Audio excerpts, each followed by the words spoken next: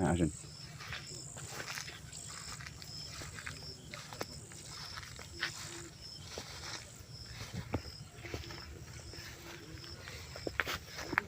সুপ্রিয় দর্শক, আসসালামু আলাইকুম। আমি মোহাম্মদ ফজলুল হক, সর্বদাই কৃষি এবং কৃষকের সাথে ওতপ্রোতভাবে জড়িত।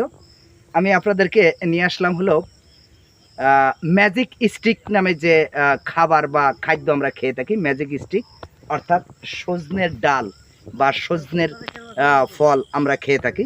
অত্যন্ত পুষ্টিগুণ সমৃদ্ধ এবং রোগের দিক থেকে অর্থাৎ আমাদের বিভিন্ন রোগের নিরাময় অর্থাৎ ওষুধ হিসেবে আমরা এই সজনের ডাটা খেয়ে থাকি, যেটাকে ইংলিশে ম্যাজিক স্টিক বলে।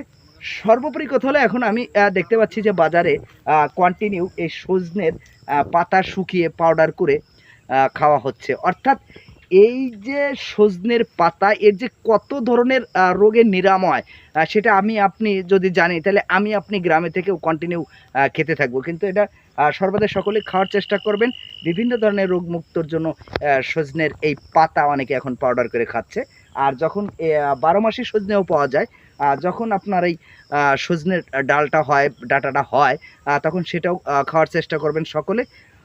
ইনশাল্লাহ আশা করি পৃথিবীতে আল্লাহ তাআলা যত ধরনের গাছ দিয়েছেন, প্রত্যেকটা গাছই মানুষের উপকারের জন্য আল্লাহ দিয়েছেন।